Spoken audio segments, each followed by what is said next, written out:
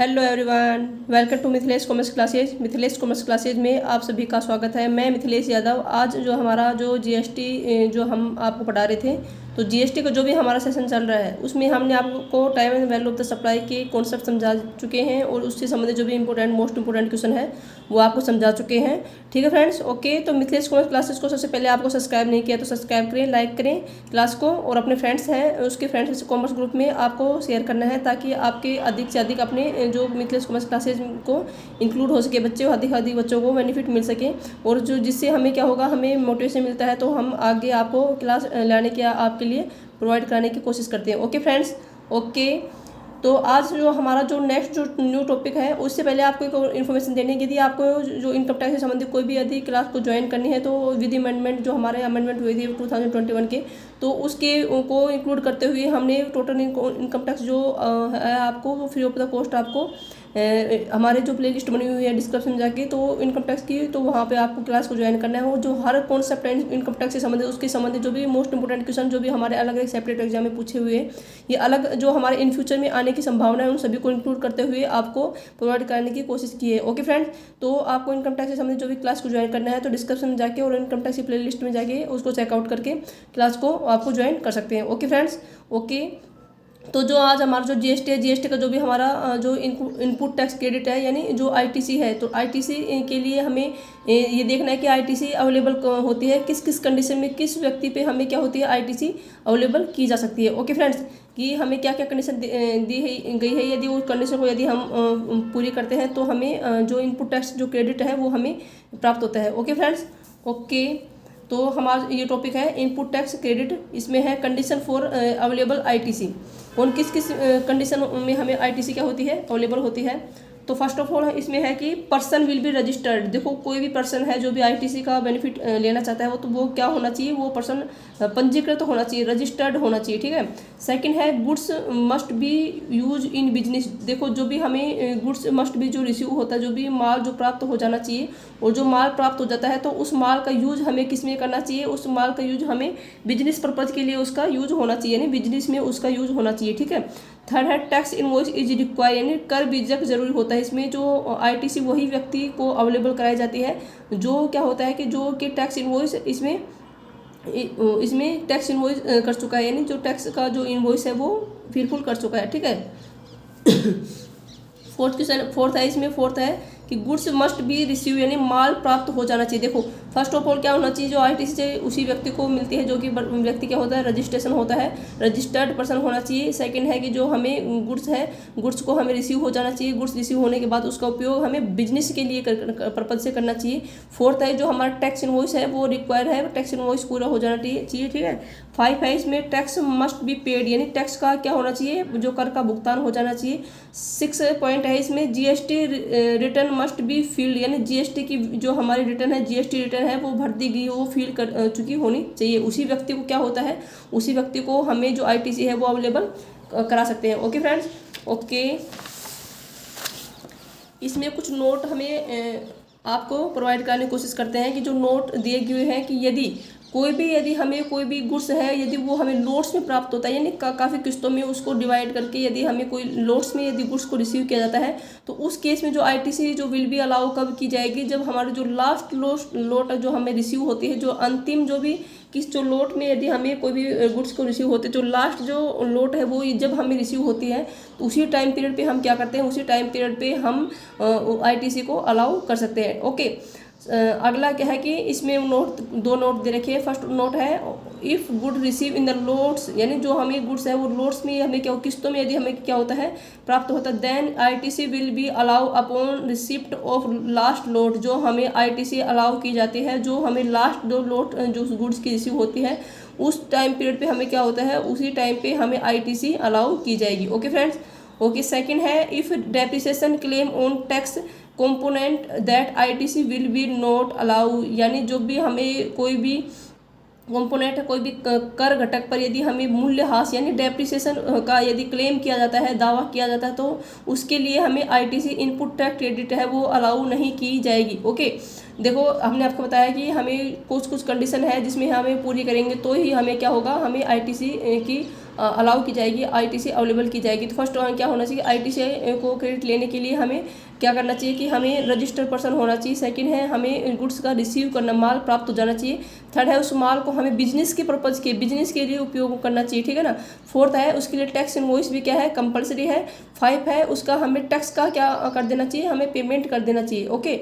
और 6 है इसमें हमें क्या बताया है कि जो हमारा जो जीएसटी जो रिटर्न है, जीएसटी रिटर्न हमें फिलफुल कर देना चाहिए, ओके। तभी हमें क्या होती है, हमें आईटीसी अवेलेबल अलाउ की जाती है, ओके।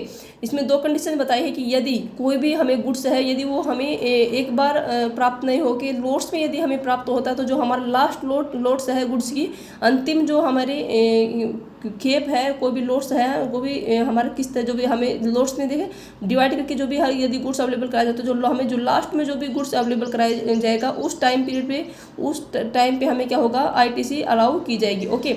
सेकंड हमने बताया कि यदि कोई भी हमें डेप्रिसिएशन क्लेम किया जाता है, ठीक है ना, कोई भी कंपोनेंट पे, कोई भी कर घटक टैक्स इनवॉइस पे, टैक्स कंपोनेंट यानी कर घटक पे यदि हमें डेप्रिसिएशन क्या किया जाता है, क्लेम किया जाता है, दावा किया जाता है डेप्रिसिएशन का, तो उस क्लेम पे हमें क्या होगा, उस डेप्रिसिएशन जिस पे टैक्स कंपोनेंट पे यदि डेप्रिसिएशन क्लेम किया जाएगा तो उस पे ITC will B not allow, हमें आईटीसी अलाउ नहीं की जाएगी, ओके फ्रेंड्स, ओके।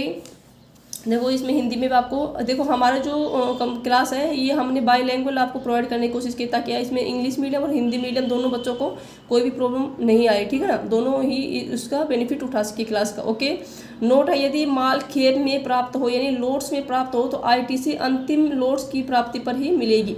सेकंड है यदि कर घटक पर मूल्यह्रास का दावा किया जाता है, डेप्रिसिएशन यदि कोई भी टैक्स कंपोनेंट है उस पर डेप्रिसिएशन क्लेम किया जाता है, तो जो आईटीसी की अनुमति, ITC will B not allow, यानी आईटीसी हमें अलाउ नहीं की जाएगी, okay friends, okay. I hope आपको अच्छे से समझ में आ गया होगा। देखो अगला जो हमारा पॉइंट है वो है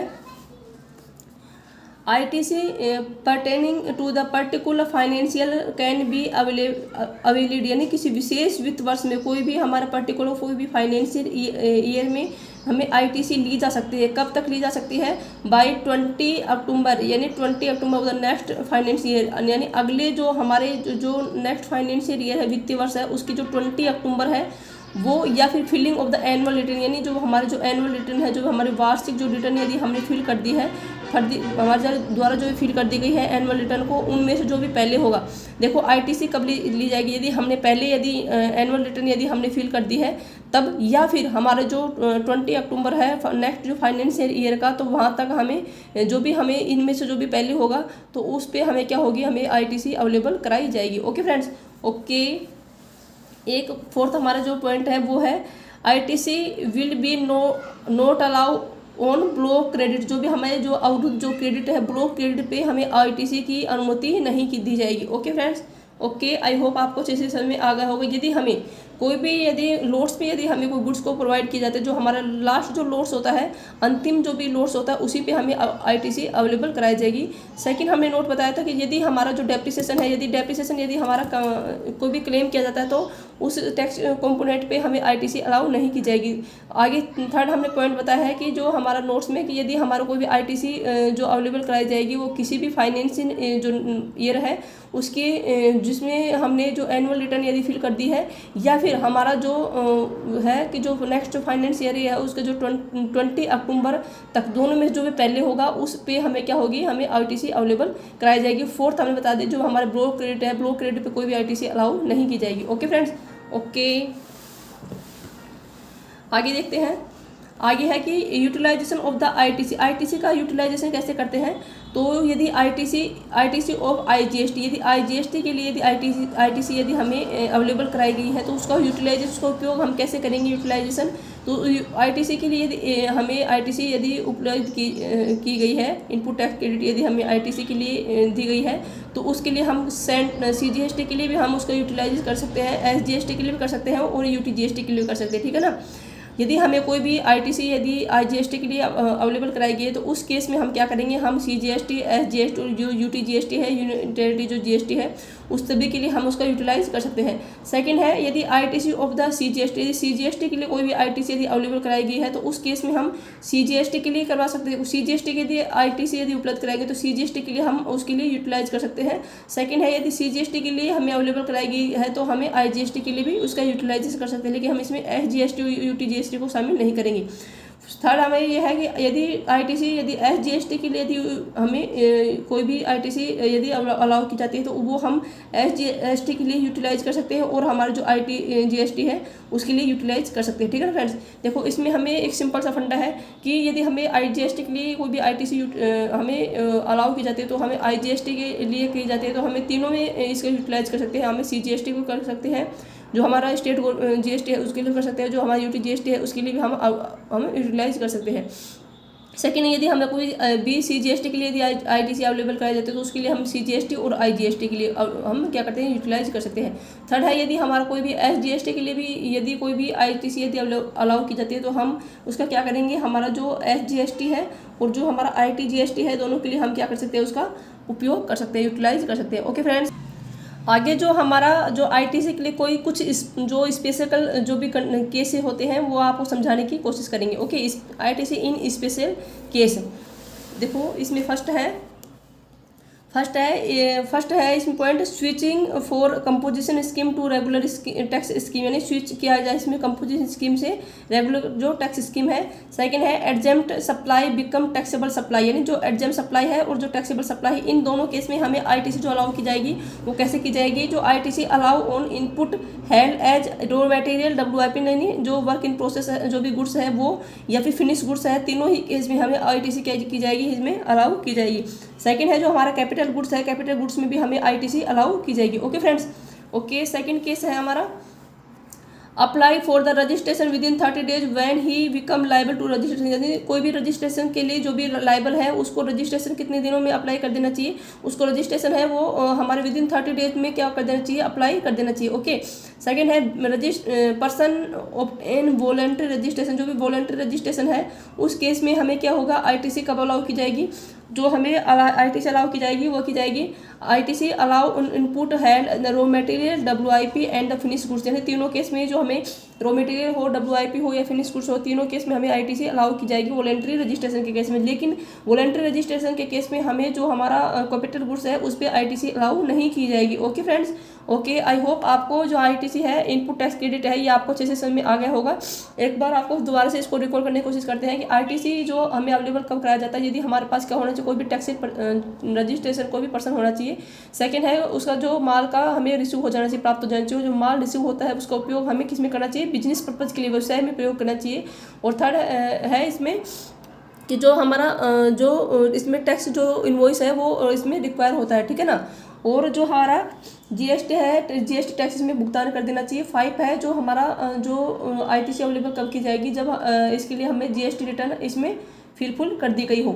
और जो हमें नोट्स बताया, तो नोट्स में हमने आपको बताया था कि यदि हमारा जो भी गुड्स है वो यदि वो लोट्स में यदि हमें रिसीव होता है तो जो हमारे लास्ट लोट्स यदि हमें जब रिसीव होती है तो तभी हमें ITC अवेलेबल कराई जाती है। जो अगला जो पॉइंट हमने आपको बताया था कि यदि कोई भी डेप्रिसिएशन यदि क्लेम होता है कोई भी टैक्स कंपोनेंट पे तो हमें ITC अलाउ नहीं की जाएगी। ओके फ्रेंड्स, ओके, जो इसमें जो ITC अलाउ कब तक की जाती है, तो ITC अलाउ की जाती है वो की जाती है कि जब हमने एनुअल रिटर्न यदि फुल कर दी गई है, यदि जो हमारी वार्षिक जो रिटर्न भर दी गई है, या फिर जो हमारी जो नेक्स्ट जो फाइनेंशियल ईयर है उसका जो 20 जो अक्टूबर है, दोनों में से जो भी पहले होगा तब हमें ITC अवेलेबल कराई जाएगी। ठीक है ना, जो हमारे, और इससे अगले पॉइंट में हमने आपको बताया था कि जब हमारा जो ब्लॉक क्रेडिट है, जो भी ब्लॉक क्रेडिट पे हमें ITC अलाउ नहीं की जाएगी। फिर इससे आगे हमने आपको जो अनयूटिलाइज यानी यूटिलाइज ऑफ द ITC का यूटिलाइज हम कैसे कर सकते हैं, यदि ITC हमें किसके लिए अलाउ की गई, हमें ITC है वो IGST के लिए, इंटीग्रेटेड जो गुड्स एंड सर्विसेज जो टैक्स है उसके लिए यदि हमें अलाउ की जाती है तो उस केस में हम क्या करेंगे, उस केस में हमें जो IGST के लिए यदि ITC अलाउ की जाती है तो हमें उसका यूटिलाइज कैसे करेंगे। उसका यूटिलाइज हम आपको बताया था कि इसमें सेंट्रल जो IGST है या फिर जो स्टेट IGST है या फिर जो UTIGC यूनिटेड जो टेरिटरी जो IGST है उसके लिए उसका यूटिलाइज करते हैं। लेकिन यदि हमें IGST है वो अलाउ की जाती है CGST के लिए, तो हमें CGST के लिए यूटिलाइज करना है और उसका जो IGST के लिए यूटिलाइज करना है, ठीक है ना। और यदि हमें SGST के लिए जो ITC अलाउ की जाती है तो हमें SGST के लिए जो यूटिलाइज करना है और जो हमारा IGST है उसके लिए यूटिलाइज करना है। Okay friends, okay. अब कुछ स्पेशल केस दिए गए हैं ITC के लिए, तो ITC के लिए जो भी स्पेशल केस दिए गए हैं तो उसके लिए हमने आपको बताया था यदि हमें स्विचिंग फॉर द जो हमारी कॉम्पिटेंट स्कीम है उससे यदि हम रेगुलर टैक्स स्कीम है या हमारी जो हमारी exempt supply become to taxable supply है, उस केस में हमें जो ITC अलाउ की जाएगी तो वो हमें जो रॉ मटेरियल है WIP है या जो हमारे फिनिश गुड्स है उस पर भी ITC अलाउ की जाएगी। और सेकंड जो हमारा कैपिटल गुड्स है तो कैपिटल गुड्स में भी हमें ITC अलाउ की जाएगी, ठीक है ना। और सेकंड केस हमने आपको बताया था यदि हमारा कोई भी रजिस्ट्रेशन के लिए कोई भी लाइबल जो पर्सन है लाइबल है उसको विदिन 30 डेज के अंतर्गत हमें क्या कर देना चाहिए, हमें रजिस्ट्रेशन के लिए अप्लाई कर देना चाहिए। ओके। और जो हमारा पर्सन जो वॉलंटरी जो रजिस्ट्रेशन है उस केस में हमें जो ITC अलाउ की जाएगी वो हमारा रॉ मटेरियल जो भी इनपुट्स है या भी हमारा जो WIP है या फिनिश गुड है तीनों के केस में हमें ITC अलाउ की जाएगी। और जो हमारे जो वॉलंटरी जो रजिस्ट्रेशन है उस केस में हमें जो भी कैपिटल गुड्स है कैपिटल गुड्स पे हमें ITC अलाउ नहीं की जाएगी। Okay friends, okay. I hope आपको जो इनपुट टैक्स क्रेडिट वाला कॉन्सेप्ट है आपको अच्छे से समझ में आ गया होगा। और यदि आपको फिर भी कोई क्वेरी हो तो आप हमारे कमेंट बॉक्स में कमेंट कर सकते हैं ताकि हम आपको उसको आंसर देने की आप पूरी कोशिश करेंगे। Okay friends, okay. ये है कि आप हमारी क्लास है ये आपके लिए बहुत ही स्पेसिफिक और बहुत ही यूनिक क्लास होने वाली है क्योंकि हमने आपको बाईलैंग्वेज आपको क्लास प्रोवाइड कराने की कोशिश की और अच्छे से हर कॉन्सेप्ट को आपको इसमें क्लियर कराने की कोशिश की है। Okay friends, okay. यदि आपने मिथिलेश कॉमर्स क्लासेस को यदि आपने सब्सक्राइब नहीं किया है तो सब्सक्राइब करें क्योंकि काफ़ी स्टूडेंट ऐसे होते हैं कि क्लास देख लेते हैं और सब्सक्राइब नहीं करते हैं, ठीक है ना। तो आपको सबसे पहले सब्सक्राइब करना है क्योंकि जो हमने इनकम टैक्स से आपको फ्री ऑफ कॉस्ट अवेलेबल करा दी गई है। तो यदि आपको इनकम टैक्स से संबंधी यदि कोई भी यदि क्लास ज्वाइन करनी है तो डिस्क्रिप्शन में जाके इनकम टैक्स की प्ले लिस्ट बनी हुई है और GST की अलग से प्ले लिस्ट बनी है, वहाँ जाके आप क्लास को ज्वाइन कर सकते हैं। Okay friends, okay. तो आगे जो हमारा जो अपना यहाँ अगली जो क्लास होने वाली है वो है रजिस्ट्रेशन, जो किस किस को GST के तहत रजिस्ट्रेशन कराने की आवश्यकता है, कौन कौन से हमारे जो फिक्स लिमिट दे रखी है कौन कौन सी स्टेट है, तो उन सभी को आपको आगे जो क्लास है रजिस्ट्रेशन की वो आपको आगे प्रोवाइड कराने वाले हैं। Okay friends, okay. आज तक इतना ही। हमारी जो क्लास है मिथिलेश कॉमर्स क्लासेज को लाइक और प्यार करने के लिए बहुत बहुत ही धन्यवाद। ओके, अब मिलते हैं अगली नेक्स्ट क्लास में। Thank you. क्लास को लाइक शेयर सब्सक्राइब करें और बेल आइकन के जो ऑल नोटिफिकेशन है उसमें ऑल ऑप्शन को ऑन करें ताकि जब मैं न्यू क्लास आपके लिए अवेलेबल कराऊंगी तो आपको सबसे पहले उसका नोटिफिकेशन प्राप्त हो सके और आप सबसे पहले क्लास को ज्वाइन कर सकें और उसका बेनिफिट उठा सकें। Okay friends, okay. Thank you.